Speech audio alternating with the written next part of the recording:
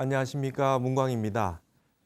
탄어사상 한국학을 말하다 오늘은 이제 불교의 선과 화엄에 대한 스님의 사상을 통해서 이제는 회통 사상들을 본격적으로 공부해 보기로 하겠는데요.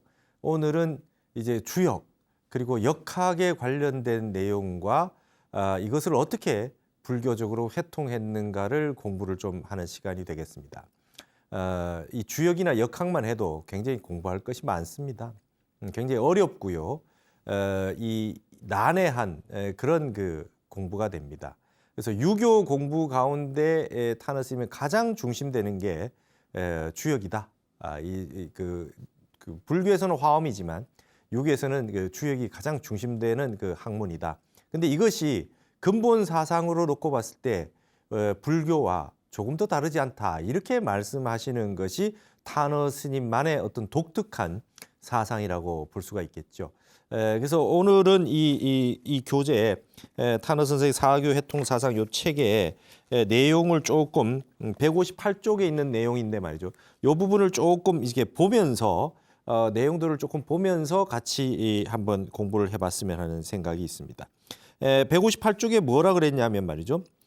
역학과 선의 통철이다 이랬습니다. 이 역학과 주역을 바탕으로 한 그 역학의 세계와 불교의 선을 어떻게 하나로 꿰어가지고 회통을 했는지 그 내용에 대한 내용들입니다. 그래서 타너 스님은 불교를 제외하고서는 최고의 학설은 단연 주역이라고 그렇게 얘기를 한 겁니다. 불교 빼고는 전 이 세상에서 주역이 최고라는 말입니다. 이게 이제 스님의 독특한 사상이죠. 그 다음에 여기에 이제 타너 스님이 이제 주역을 번역하신 책이 바로 이 책입니다. 주역 선해라고 하는 책인데요. 주역을 선적으로 해석했다라고 하는 건데 이 책의 제목이 어디 나오느냐? 우리 책에 봤듯이 명말총초의 우익지육선사의 책입니다. 그러니까 스님이 이미 주역이라고 하면 유교의 이 주역의 그 계통들이 있지 않습니까? 성리학의 그 주자학의 대가인 그 주자가 가장 밝았던 것이 주역입니다. 그러니까 이 성리학을 주역의 역학적 세계로 다시금 재편했다고 할 만큼 주의라고 하는 분은 역학에 밝았던 분이거든요. 그래서 주역 본의 뭐 이런 책들이 아주 유명합니다. 그 위에 정명도 정의천, 그 앞에 소강절, 그 앞에 주렴계 이런 분들이 다 역학의 대가였거든요. 이런 분들의 많은 책들이 있는데 스님은 주된 텍스트로 이걸 주역 선해라고 하는 책을 이렇게 텍스트로 잡았습니다. 그래서 이게 이제 제가 가지고 온 건 3권인데 이게 3권이 있어요. 3권이 있는데 이걸 가지고 번역을 하면서 우익지육선사의 주역 선해를 가지고 중심으로 해서 번역을 하셨지만 그 중간중간에 유교의 해석인 이 정자나 주자의 이 그 주역의 그 번역 내용들을 같이 이제 번역을 같이 해주셨습니다. 그래서 유교와 불교의 역학적 내용들을 같이 아울러서 번역을 많이 하셨다. 근데 이 주역선해라고 하는 책은 말이죠. 우익지육선사의 주역선해인데 예를 들면 이제 주역의 건괴 같은 거 있습니다. 이게 어떤 책이냐면 주역 건괴가 있는데 예를 들면 뭐 이런 겁니다. 양효가 말이죠. 6개가 이렇게 모여 있는 거. 그래서 이게 이제 구일이라고 하는 것부터 시작해서 이 쭉 올라가서 마지막까지 이렇게 주역은 이렇게 보는 거거든요. 앞에 양이 계속해서 되어 있는데 이게 이제 전부 다 용으로 보는 겁니다. 하나하나가 잠용 무룡이다. 잠겨 있는 용은 쓰이지 않는다 해서 우리가 뭐 대선 같은 게 잠용이라 쓸 때 이런 표현을 그렇게 쓰고 있지 않습니까? 이런 형태가 이제 전부 용이 나오는 건데 잠용이 물에 잠겨서 있다가 그다음에 슬그머니 혈용이 됩니다. 물 위로 슥 올라가서 말이죠. 혈용이 됐다가 여기서 조용하게 이 정지를 하고 있다가 여기에서 혹약재현 딱 이제 양용이 됩니다. 백두산 천지 같은 데 쓱 뛰어 올라갑니다. 그래서 딱 중간에 있다가 여기가 제일 중요합니다. 구호라고 하는 위치가 제일 중요합니다. 여기가 이제 흔히 말해서 비룡제천이다. 하늘로 날아간 용이 말이죠. 날아간 용이 하늘에 있다. 이게 비룡제천이거든요. 요 자리, 요 자리와 요 자리, 위에 상괴가 있고 하괴가 있는 이 가운데 자리가 가장 안정된 자리잖아요. 그래서 이거를 요 자리를 보내면 중정의 자리라 그럽니다. 중국의 대만의 장개석 호가 중정이죠. 이런 식으로 여기 이제 중앙에 있는 효가 중정인데 여기에 있는 자리 이게 바로 말이죠. 비룡제천입니다. 용이 하나의 용이 뜻을 이루면서 점점 시간이 지남에 따라서 올라가는 변화의 양상이 이제 건괴죠. 그래서 맨 위에 올라가면 어떻게 됩니까? 너무 올라가면 말이죠. 항용유에다 너무 올라가 있는 용은 말이죠. 후회가 있다 이 말이죠. 후회가 있다. 항용유해라. 윗자리에 상황의 자리에서는 너무 오래 있으면 안 된다. 정상에 가면 빨리 내려와야 된다. 이렇게 하면서 시간이 흐름에 따라서 인간이 어떻게 세상에서 처세를 하고 어떻게 할 거냐. 근데 모든 주역의 핵심은 말이죠. 이거를 다 이 얘기하면서 항상 군자이라는 말로 괴사나 효사에 많이 나와 있습니다. 이런 내용이 나왔을 때, 점을 쳤을 때, 이런 현상이 나타났을 때 어떻게 군자는 어떻게 처신해야 되고 어떻게 마음을 먹어야 되느냐 이게 중요한 겁니다. 그러니까 주역이라고 하는 이 텍스트는 원래 점치는 책이에요. 여러분 살다 보면 인생에서 수없이 많은 변화의 양상 가운데 선택을 해야 될 때가 있지요. 근데 도저히 내가 판단이 서지 않을 때는 점을 치는 마음이 생길 수도 있지 않습니까? 근데 이러한 괴가 건괴가 첫 번째 괴인데 이런 괴가 64괴가 있어요. 그래서 이 점을 쳐서 이런 이 시초점부터 해서 이게 점을 치면 이러한 양상들이 나옵니다. 거기에 따라서 똑같은 효가 나오고 괴가 나와도 이것을 어떻게 해석할 거냐가 중요한 겁니다. 소인배가 이것을 해석하면 삿되게 해석을 하고요.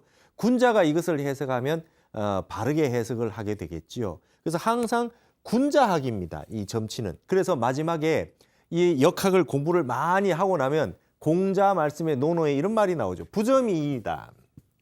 점을 치지 아니할 뿐이 되는 거죠. 나중에 점을 말이죠. 역학을 많이 공부하게 되면 어떻게 되느냐. 점을 치지 않게 되는 거예요. 세상의 변화의 양상들을 많이 공부를 했기 때문에 이러한 상황 속에서는 어느 64개의 어느 양상에 내가 지금 어느 위치에 처해 있는가, 나의 현재 상황이 어떠한 건가를 본인이 알게 돼서 이럴 때는 내가 어떻게 행동하고 어떤 마음으로 어떻게 수행을 하면서 견뎌내야 되고 기다려야 되고 어떻게 생활해야 된다라고 하는 것이 나오기 때문에 공자 말씀이 점을 치지 아니할 뿐이다. 주역 공부 많이 하면 점을 안 치게 된다는 겁니다. 그래서 이것이 이제 주역의 굉장히 중요한 요소입니다. 그래서 용이 말이죠. 처음에는 이제 이 물속에 처음에 들어가서 저 바다에 같은 데 잠룡이 돼 가지고 아직까지 어리고 말이죠. 실력이 없으니까 지금 숨어서 실력을 길러야죠. 그래서 조금씩 나아가다가 마지막에 하늘에 오를 때는 비룡제천에서 한 번에 확 뛰어 올라야 된다. 그러나 너무 오래 올라가 있으면 후회가 있으니 빨리 자리를 물려주고 내려와야 된다. 그래야 후회가 없다. 이런 내용들을 쭉 설명하니까 여기에 건괴라고 하는 6개가 전부 다 뭡니까? 육룡이 됩니다. 육룡. 6마리의 용이죠. 그래서 용비어천가라고 하는 거는 해동 육룡이 날아서 일마다 천복이시니 하는 우리가 용비어천가를 배웠는데 태조 이성계라고 하는 임금이 왕위에 오를 때까지 용은 임금 자리를 의미하지 않습니까? 비룡제천에서 이 왕이 될 때까지 그 앞에 있었던 6개의 단계가 있었잖아요. 그래서 이성계 태조의 이 임금의 이전에 앞에 있었던 그 목조익조 도조 환조 해가지고 쭉 그 앞에 있었던 그 조상들로부터 어떻게 공덕을 쌓아서 왔느냐, 그걸 육룡에 비유한 겁니다. 이렇게 이루어지는 것이 주역인데요. 이 우익지육선사라고 하는 분은 대단한 명말총초의 큰 스님인데 주역 선해에서 이 설명 드리기 위해서 이걸 하는 겁니다. 주역 선해에서 이 건괴의 6효를 어떻게 보느냐, 여러분 놀라실 겁니다. 육바라밀로 봅니다. 이 6개를. 그러니까 잠룡에서부터 비룡에서 항룡으로 넘어가는 데까지를 이 단계를 말이죠. 보시, 지계, 인욕 이렇게 설명하는 거죠. 그래서 마지막에 여기 5번째가 말이죠. 비룡제천하는 자리가 뭡니까?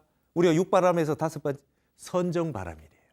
세상의 모든 것을 이루는 건 선정이 이루는 거예요. 그러고 난 다음에 마지막 자기가 이룰 것을 다 이루고 최고의 자리에 올라갔을 때 자리를 물려주고 내려오는 게 뭡니까? 반야바람이래요.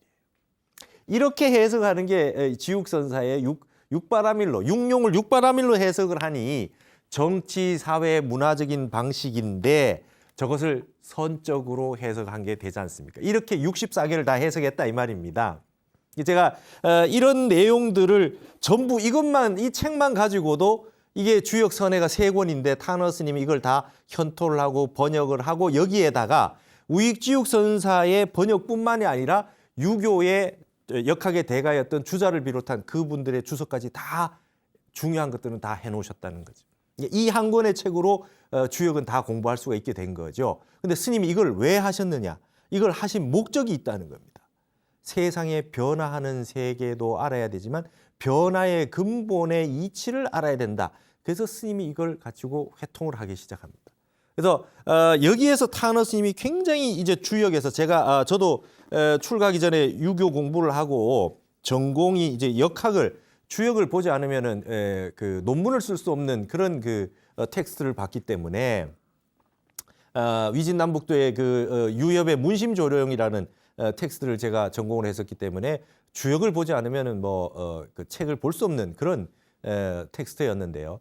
제가 주역을 다 보고 봤는데 타너 스님 같이 이렇게 멋진 그 해석을 해놓은 역학에 대해서 해석해 놓은 걸 볼 수가 없었습니다. 그래서 제가 너무나 감동적이었기 때문에 스님의 사상을 하나로 다시 여러분에게 꼭 말씀을 해드리고 싶었다 이 말입니다. 그래서 여러분 우리 책에 163쪽에 나오는 이 부분 타너 스님이 하셨던 말씀에 요 부분들을 한번 읽으면서 스님의 이 역학의 주역을 보셨던 역학의 세계를 보셨던 핵심을 좀 한번 여러분들이 아셨으면 좋겠습니다. 163쪽에 있는 부분을 한번 읽어보겠습니다. 성인이 이 세상에 나와서 말씀하신 것은 두 길뿐입니다. 이게 스님 이제 그 법문하신 CD에 있는 내용입니다. 하나는 생멸문이라는 것이고 하나는 환멸문입니다. 그러면 생멸문이라는 것은 이야기를 안 해도 우리 일체 중생이 1초 1분도 이 생각이 멈추지 않는 것입니다. 계속 생했다 멸했다 생했다 멸했다 하는 것을 말하죠. 이 생각이 멈추지 않기 때문에 일체의 마음법이 거기서 벌어지는 것이에요. 그게 생멸문입니다. 그러면 나면 죽는 것이 있고 죽으면 나는 것이 있기 때문에 그것을 생멸문이라는 것입니다. 그러면 성인이 가르치는 것은 무엇을 가르쳤느냐 하면 환멸문입니다. 환멸이라는 것은 본래 생각이 나온 구멍이 없는 정멸의 자리로 돌이키는 것, 그것을 환멸문이라고 합니다. 천지가 일어나기 전 우리 이 몸뚱이가 생기기 이전, 우리 이 한 생각이 일어나기 전이라면 여러분은 한번 생각해 보십시오. 그 자리가 어떻게 생겼는가 한번 생각해 보십시오. 그 경지는 지옥도 없고 천당도 없고 성인도 없고 범부도 없고 너도 없고 나도 없고 옳은 것도 없고 그런 것도 없고 다 끊어진 것입니다. 그것을 환멸문이라고 합니다. 그런데 한 생각을 내고 볼 것 같으면 전부가 다 있습니다. 그러니까 이 3계 6도의 윤회가 벌어지는 것이 한 생각이 남으로부터 벌어지는 것, 한 생각이 없으면 다 없어지는 것입니다. 그러고 보면 한 생각이 나면 중생이요, 한 생각이 없을 때는 부처고, 한 생각이 경계에 부딪히면 중생이고, 한 생각이 경계를 여의면 부처고, 그래서 이 소식을 우주 만인간이 수천만 년을 내려오면서 범부로서는 알기가 어려운 것입니다. 이렇게 말씀을 하셨거든요. 그러니까 여러분 이 주역의 세계를 생멸문과 환멸문의 세계라고 이렇게 평가를 하신 거예요. 그래서 162쪽에 보시면 무엇이 생멸문이고 무엇이 환멸문이냐, 이게 이제 대승기실론의 핵심적인 내용인데 말이죠. 그걸 이렇게 평가하시는 거죠. 162쪽입니다. 이 우주는 근본인 태극에서 일어나서 음양, 사상, 8궤, 64궤로 펼쳐지는데 이러한 생생지도 계속해서 생생지위역이다. 주역개서절에 이렇게 나왔어요. 끊임없이 생하고 생해지는 이치, 이것을 영리라 그럽니다. 주역이라고 하는 것의 진리, 이치를 영리라 그래요. 근데 이렇게 펼쳐진 우주가 다시 64개, 8개, 사상, 음양, 태극으로 수렴하는 것을 역학이라고 한다는 겁니다. 그러면 타너 스님의 눈으로 본 주역은 점서, 점치는 책이나 일반적인 동양 철학 서적에 머물지 않고 일체 만유를 하나로 소급시키는 근본 원리를 성인이 제시한 것이라는 겁니다. 즉 1만 가지 생각을 하나의 생각으로 집중시켜서 다시 생각이 끊어진 본래 면목 자리로 반본, 근본으로 돌이키는 수도, 도를 닦는 수도의 교본으로 파악하고 있다는 것입니다. 주역을 일심이 만유로 펼쳐졌다가 다시 근원으로 반본하는 수행과 관련된 텍스트로 해석했다는 것은 일반적인 주역 해석과는 달라서 낯설게 느껴질 수가 있을 겁니다. 이게 타너 스님의 핵심 역학 사상입니다. 자, 여기 한번 보십시오. 역학이 있고 영리가 있대요. 세상의 이치는 영리라 그러면 뭐죠? Principle of Change 아닙니까? 변화하는 이론입니다. 세상의 것은 어떻게 변화가 되느냐? 태초에 태극이 있어요. 태극이라고 하는 것이 있어서 이것이 그냥 음양이 됩니다. 그렇죠? 음양이라고 하는 양이가 됐다가 이것이 말이죠. 음양이 됐다가 이제 이 사상이 됩니다.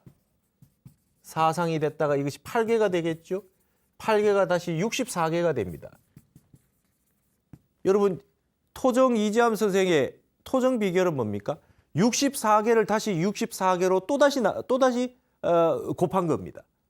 그럼 엄청 많은 괴가 나오겠죠. 그걸 가지고 만들어 놓은 게 토정 비결이라는 거죠.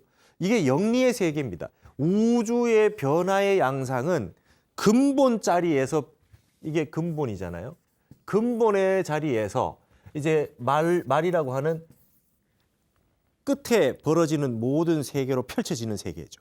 이 변화의 양상들을 설명해 놓은 게 주역의 세계입니다. 그렇기 때문에 이거를 잘 연구하게 되면 세상의 모든 변화의 양상들을 우리가 추측할 수 있겠죠. 이거를 뭐라 그럽니까? 끊임없이 변화해서 뭔가 생겨나는 세계. 이거를 말이죠. 타너 스님은 불교적으로 회통을 해서 이걸 생멸문의 세계라 그런 거예요. 나고 죽는 세계가 쭉 펼쳐집니다. 그러면서 이거를 어떻게 우주의 물리학, 우주의 천문학, 모든 생물학, 과학 전부도 이걸로 설명할 수 있겠지만 타너 스님은 여기에다 뭘로 합니까? 일심의 변화로 보는 거죠. 한 생각이 일어나서 그 다음에 양이가 되고 사상이 되고 한 생각이 꼬리를 물고 말이죠. 쭉 생각이 이어지면서 온갖 생각들이 펼쳐지는 과정의 생물문의 세계가 영리의 세계와 같다. 이것을 분석해서 낱낱이 분석해 들어가면 수없이 많은 번뇌가 되겠지요. 88사가 되고 108번뇌가 되고 쭉 되고 이거를 분석하면 뭡니까? 유식학의 세계로 넘어가는 거죠. 근데 자, 이거를 말이죠. 이거를 다시 역학의 세계가 있다는 거예요. 타너 스님의 해석이 아주 멋진 게 이겁니다. 제가 이제 이런 부분에서 타너 스님의 그 책을 따라 읽기를 하면서 엄청나게 많은 근본의 핵심을 알게 된 것입니다. 역학이라고 하는 건 뭐냐? 세상에 있는 만유의 세계가 있다. 세상에 온갖 펼쳐진 만유의 세계. 이것을 다시 64개로 수렴하는 거죠. 64개는 다시 8개가 되고, 그렇죠? 8개가 다시 사상이 되고, 사상이 다시 뭡니까? 음양이 되고, 음양이 다시 뭐예요? 태극으로 수렴되죠. 세상의 모든 펼쳐진 세계를 점점 반대로 수렴해 들어가는 것을 역학의 세계라고 이렇게 얘기한 겁니다. 그렇게 되면 이걸 뭐라 그래요? 이걸 환멸문의 세계라 그래요. 생겨났던 것을 다시 없어지는 세계로, 정멸의 세계로 끌고 들어가는 것. 이게 기신론에서는 이걸 다른 말로 진여문이라 그러죠. 진여문이라 그래요. 역학의 세계는 이 두 가지다. 만유의 세계를 태극의 세계로 수렴하는 거다. 자, 그러면 세상에 펼쳐져 있는 이유를 많은 과학적 이유를 가지고 쭉 데이터를 하면 결국 쭉 나온 근본 원인을 찾을 수 있을 것 아닙니까? 그와 같이 우리의 마음에 일어난 현상들도 쭉 수렴해서 쭉 하면 한 생각 일어난 생각이 한 생각 일어나지 않은 생각으로부터 나온 무국의 태극에서부터 나오면 나중에 뭐가 됩니까? 무국이 되겠죠. 무국의 세계까지 수렴되겠죠. 요 무국의 세계라고 하는 것이 무심의 세계입니다. 불교에서 말하는. 이게 공의 세계가 되겠죠. 그다음에 태극의 세계라고 하는 것은 뭡니까? 일념이 지속된 삼매의 세계 되겠죠. 그래서 이 주역의 세계는 내아에게 펼쳐진 온갖 생멸문의 세계에서 점을 쳐서 이것을 할까 저것을 할까라고 하는 거에 핵심이 있는 것이 아니라 역의 학문이라고 하는 것은 역학이라고 하는 것은 환멸문이요 그다음에 진여문으로 들어가는 것이다. 그러니까 온갖 생각이 일어난 걸 하나로 집중하여서 들어가서 마음이 일어나기 이전 소식을 찾아 들어가서 공부하는 것을 밝혀준 것이 바로 역학이다. 그러니까 기존에 있는 모든 수없이 많은 수천 년의 이 역학의 세계에서 이와 같이 해석을 하는 걸 본 적이 있습니까, 여러분? 위대한 해석입니다. 예. 제가 깜짝 놀랐습니다. 그러면 주역이 갑자기 점치는 책에서 뭡니까? 수도의 책이 되는 거죠. 수도의 책이 돼요. 수행의 책이 됩니다. 이것을 일로 돌아가는 걸 태극으로 돌아가는 이게 뭡니까? 결국 무엇을 하는 겁니까? 태극이 도가 된다는 겁니다. 그래서 타너 스님이 무슨 말씀하시냐? 태극을 안 것을 각이라고 한다 이렇게 얘기해요. 태극을 깨달은 걸 안다라 그런다 이게. 그러면 어떻게 돼요? 이 세상의 모든 사람은 말이죠. 각자가 일태극을 갖추고 있다. 각자가 일태극을 갖추고 있다. 이거는 역학에서 하는 얘기죠. 그러나 이 각자가 가지고 있는 이 태극이라고 하는 것은 전체가 통째로 일태극이다. 이거를 타너 스님이 말이죠. 각자가 하나하나 누구나에게 일태극을 가지고 있는데 우주 전체는 통째로 하나의 태극밖에 없다. 그럼 이걸 뭘로 해석하시면 되겠습니까? 불교적. 이건 법신이에요. 이건 법신이고 이건 뭡니까? 화신이죠. 일체 중생들이 가지고 있는 불성자리로 보면 세상에 70억 인구가 있어도 한 사람밖에 없어요. 통체 일태극의 법신자리는 하나밖에 없다. 원상 하나 그려놔도 되고 천하 뭐라 그래도 되고 이거를 법성, 자성, 불성이라 해도 되고 뭐라고 말을 해도 상관이 없어요. 근데 이거를 펼쳐놓으면 청강유수, 청강을이라 1000개의 강물에 달이 하나씩 다 떠 있는 세계가 펼쳐져요. 이 화엄의 세계 아닙니까? 그래서 이 세상 모든 존재자들은 각각의 태극을 다 갖추고 있다. 근데 그 태극이 수렴하면 뭡니까? 궁극적인 일태극으로 우주가 하나로 수렴된다. 진리의 세계는 하나로 된다. 그래서 그걸 불교에서는 만법 귀일이라 그러고 유교에서는 말이죠. 일이관지라 그러고 노장에서는 득일이만사필이다. 하나를 얻으면 만사가 해결된다. 이렇게 보신 거죠. 그래서 일태극이라고 하는 이 태극을 아는 것이 각이다. 이렇게 얘기했어요. 아주 멋진 해석입니다.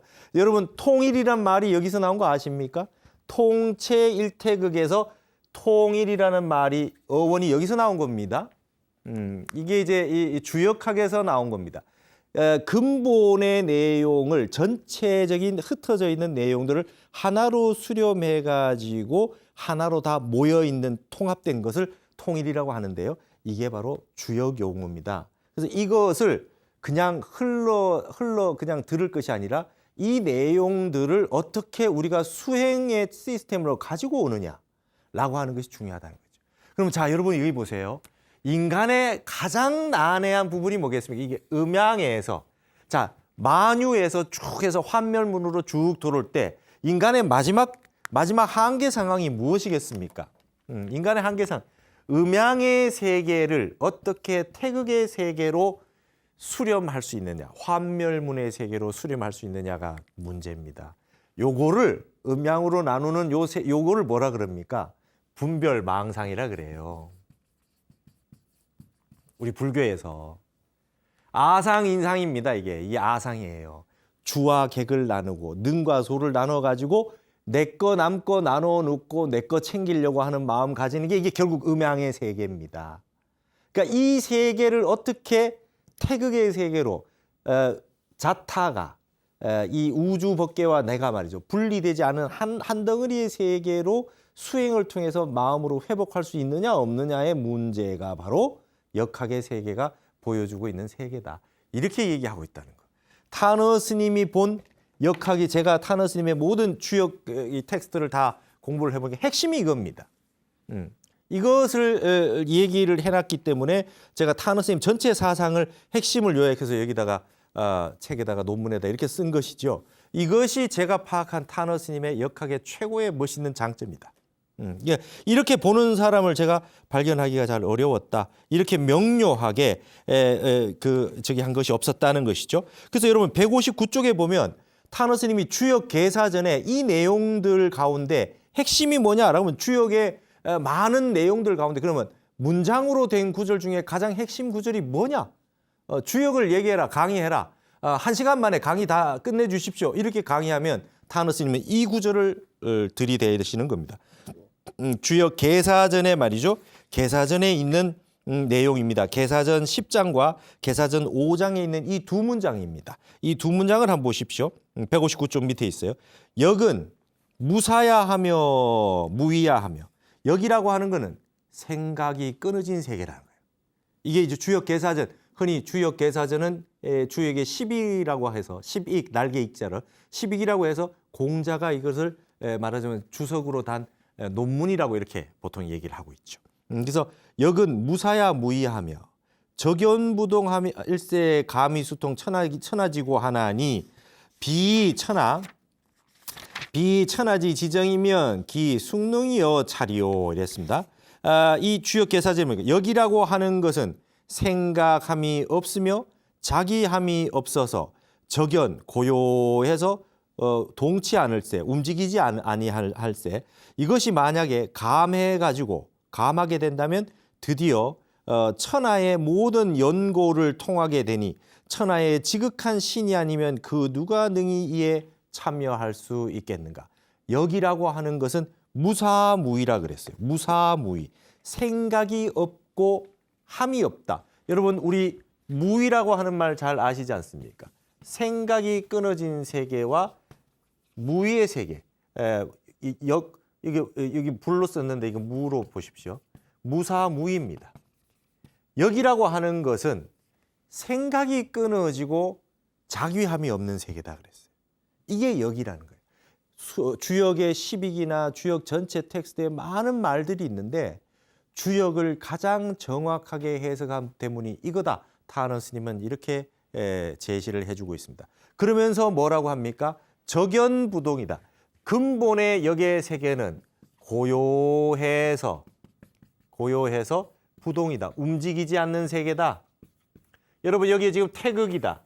이런 건 음양으로 나오기 이전 세계입니다. 고요해서 움직이지 않는 세계가 있어요. 근데 이것이 고요해서 움직이지 않는 세계가 있다가 이것이 갑자기 음양이라고 하는 어떤 변화, 변화라고 하는 형성이 일어나면 그렇게 되면 어떻게 됩니까? 가미수통이라 그래요. 이게 감응을 해서 그래서 드디어 말이죠. 통하게 된다는 거예요. 뭔가 보이지 않던 세계가 갑자기 보이는 세계로 감응을 해가지고 어떤 게 일어나면 그것이 서로 작용을 해서 뭔가 만들어진다는 거예요. 이게 천하의 양상입니다. 자, 여러분 기억나십니까? 유교의 중용에 우리 적연부동이라고 한 건 뭡니까? 희로애락이 일어나기 전에 중에 미발의 세계, 그렇죠? 미발의 세계가 바로 적연부동의 세계가 되는 거죠. 근데 이것이 한 생각이 일어나서 음양의 세계가 펼쳐졌어요. 그러면 가미수통의 세계가 됩니다. 그걸 이발의 세계라 그러고 이게 절도에 딱 들어맞는 게 화의 세계라는 것이죠. 타너 스님은 이렇게 모든 세계를 말이죠. 진여문과 생멸문이라고 하는 형태로 놓고서 다 회통할 수 있었던 거죠. 그러면 여러분 진여문과 생멸문이라고 하는 게 뭡니까? 대승기실론에서 이것이 이 두 가지가 뭡니까? 역리와 역학을 다 회통하는 하나가 뭡니까? 이게 일심이문이라 그랬잖아요. 우리 불교에서는 이걸 일심이문의 기신론의 세계로 보는 거죠. 자, 그러면 1400년 이전에 우리나라의 위대한 원효 대사가 나오셔가지고 세상의 모든 학문을 기신론의 일심이문으로 회통했던 우리의 역사의 한국 사상사에 원효와 같은 분이 이미 계셨다. 그거를 바탕으로 해서 쫙 봤을 때 근대의 타너 스님이 나와서 이 역학의 세계를 이와 같은 세계로 다 해석을 하셨다. 이건 그야말로 불교의 골수를 가지고서 세상의 모든 학문을 회통하고 있다는 것을 여러분이 여실히 보실 수 있게 된다는 것이죠. 이게 이제 주역에 나온 이 언구 중에 가장 핵심적인 언구 중에 하나가 계사전에 있는 이 말씀입니다. 그 다음에 160쪽에 보시면 또 이렇게 한 구절은 그 다음 한 구절은 이겁니다. 자, 자왈 천하 하사하려리요. 천하 동기 수도요 일치백년이 천하 하사하려리요. 이랬습니다. 공자가 말씀하시기를 천하가 어찌 생각하고 어찌 생각하리요. 천하는 생각하는 법이 없어요. 우주 전체는. 그러니까 천하는 어디로 돌아갑니까? 동기수도. 돌아가는 것은 같으되 길은 다른 것이고 이 돌아가는 그 하나의 세계로 돌아가는 건 하나이되 생각은 100가지가 되니 천하가 무슨 생각이 있겠느냐 이랬습니다. 여러분 우주의 이치는 말이죠. 생각이 끊어진 세계라 그래요.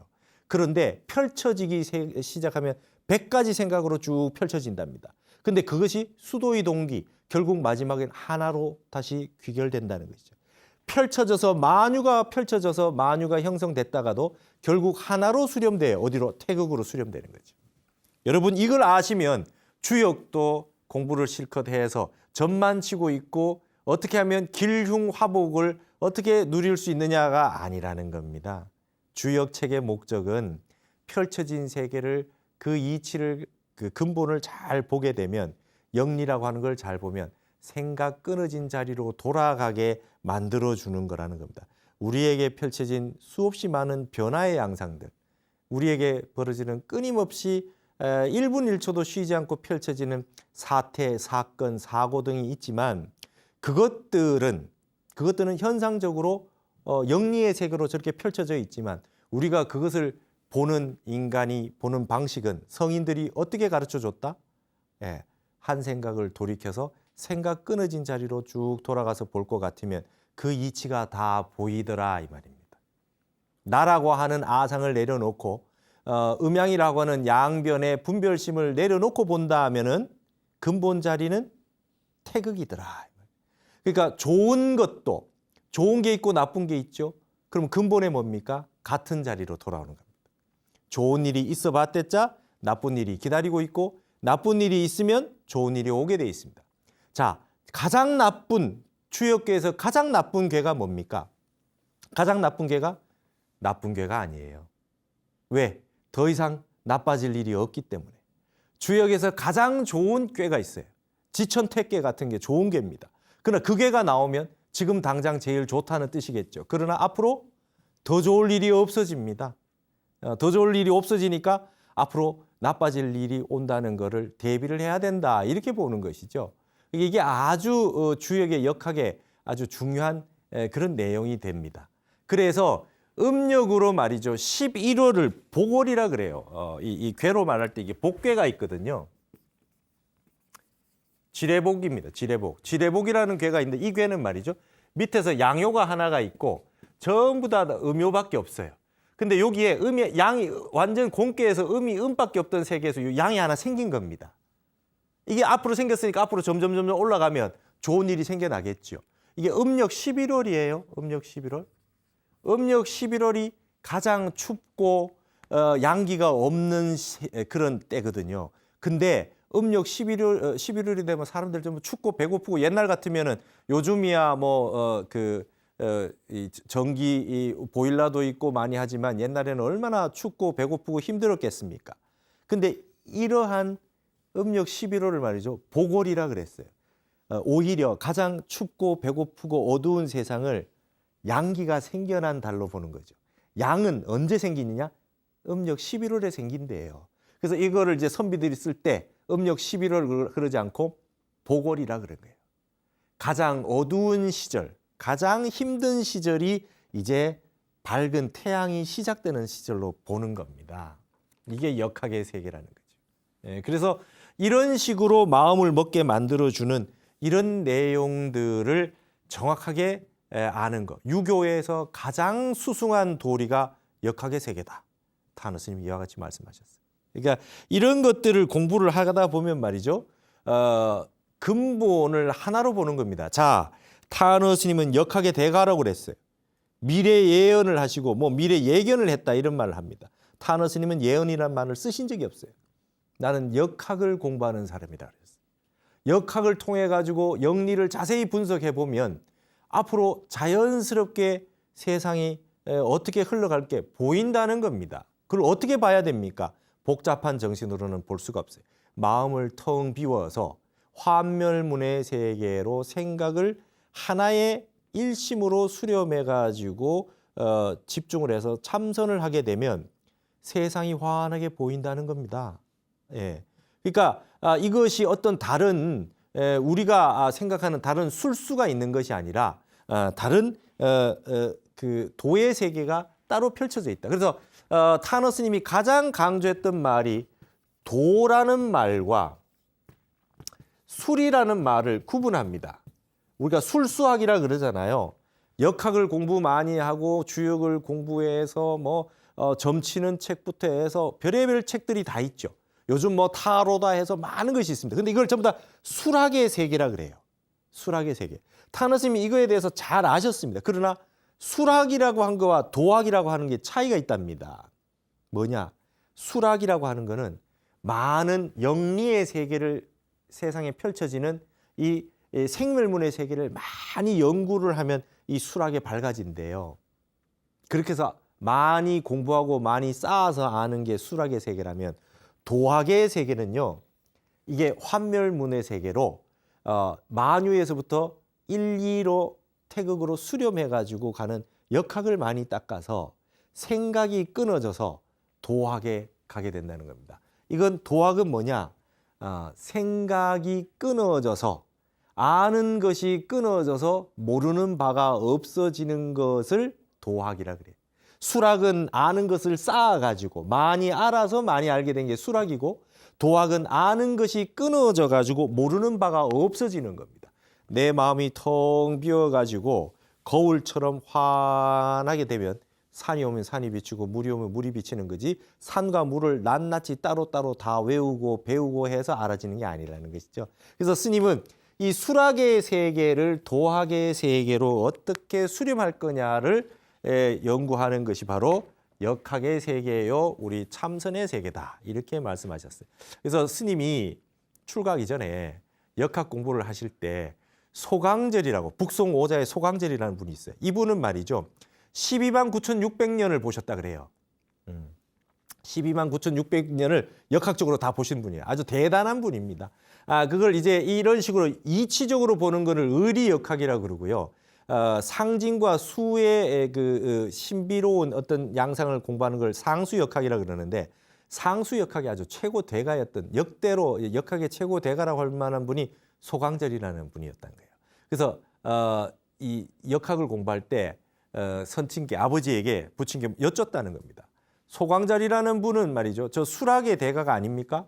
저분의 공부를 우리가 해야 됩니까? 이렇게 물었다요. 근데 소강절이라는 분을 북송 오자로 치는 이유는 저 사람은 아는 것을 많이 쌓아서 아는 것이 아니라 아는 것이 끊어진 세계를 증득해서 저렇게 많이 알게 된 분이다. 이렇게 아버지에게 답을 들었답니다. 그래서 타너 스님은 이 주역선의 책의 번역에도 소자라고 해서 소강절의 주석도 적극적으로 쓰셨습니다. 자, 여러분 그래서 이거를 나중에도 나오겠지만 기독교의 전지전능이다라고 하는 말이 있잖아요. 전지전능이라고 하는 말이 하나하나 낱낱이 많이 알아서 아는 것이 아니다. 아는 것이 끊어져서 모르는 바가 없어지는 거다.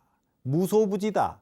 아는 것이 끊어져서 무소부지하게 된 걸 전지전능이라고 그랬다. 그럼 부처님은 어떻게 되신 분이냐?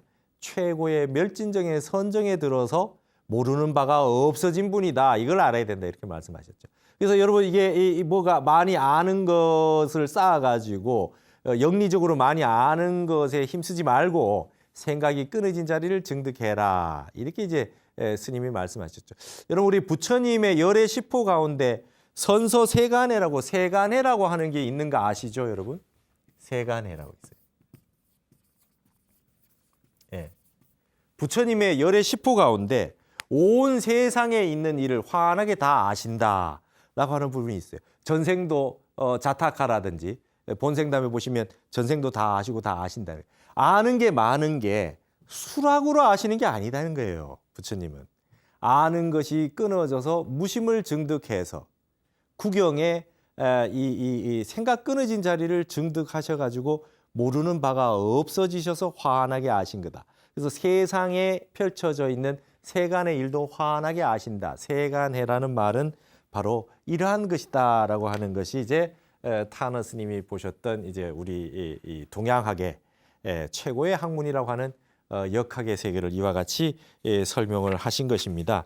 그래서 이런 내용들은 그야말로 동양을 같이 공부하고 있더라도 저 하늘에서 말이죠. 역학의 세계를 환하게 꿰뚫어 봐서 이 불교와 다 꿰뚫어서 보신 거 아닙니까? 그러니까 이게 주역과 선으로 해통하신 거죠. 생각 끊어진 자리, 일심의 자리, 무심의 자리로 회통한 거기 때문에 이걸 선과 역학의 회통이다. 이렇게 이야기할 수 있다는 것이죠. 그래서 여러분 이제는 조금 더 우리가 아셔야 되겠습니다. 우리나라의 국기가 태극기입니다. 우리나라 국기처럼 어려운 국기가 없어요.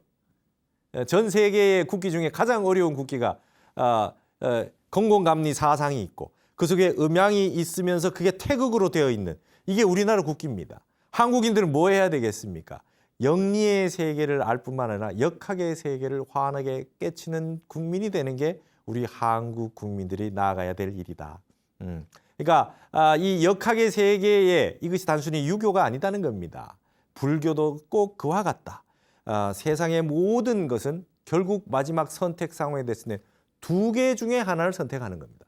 둘 중에 하나를 선택해서 어디를 갈 거냐 선택을 하고 이 하나가 선택이 되면 이걸 할 거냐 말 거냐 또다시 선택을 하게 되죠. 결국 마지막 선택은 궁극적인 선택의 시간이 왔을 때 어떻게 해야 되느냐. 생각을 비우고 참선을 해서 마음을 환하게 비추어 봐서 거기서 여러분이 선택을 하시면 된다. 공자는 부점이이다 그래서 점칠 필요가 없다. 내 마음을 환하게 비워서 마음을 공한 이치로 돌렸을 때 그때 나타나는 판단을 여러분들은 지혜라고 합니다. 그것을 증득해야 된다. 그것을 가지고 세상을 환하게 볼 수 있는 지혜를 갖춰야 된다는 것이 타너 스님의 이제 역학의 이치였다라는 겁니다. 자, 오늘은 이제 타너 스님의 역학의 기본을 공부를 했습니다. 다음 시간에는 이 주렴계의 태극도설이라고 하는 게 있는데 이걸 말이죠. 조동종의 조동오위와 비교하신 게 있어요. 이 내용 가지고 다음 시간은 조금 더 어려운 내용이지만 여러분들이 거의 보신 분이 없으리라 봅니다. 주렴계의 태극도설과 이 불교의 조동종의 조동오위를 비교한 내용을 통해서 역학을 조금 더 깊게 들어가 보는 시간을 갖도록 하겠습니다. 여러분 어떻습니까? 타너 스님의 이 회통 사상이라고 하는 것이 이와 같이 보고 있는 건 저는 중국에 있는 많은 사상가들의 역학책을 봤지만 보지 못했습니다. 과연 한국학의 새로운 지평이라고 할 만하지 않겠습니까? 저는 이런 내용들을 우리 국민들이 다 아셔가지고 태극기의 나라인 한국인들이 마음을 수렴해서 환멸문으로 일심으로 회통하는 참선을 하시는 대로 주역을 보더라도 참선을 하시는 길로 접어들었으면 좋겠다. 저는 이렇게 생각하는데 여러분은 어떠신지 모르겠습니다. 다음 시간에 이어서 역학의 세계를 좀 더 보도록 하겠습니다. 이상으로 마치겠습니다. 감사합니다.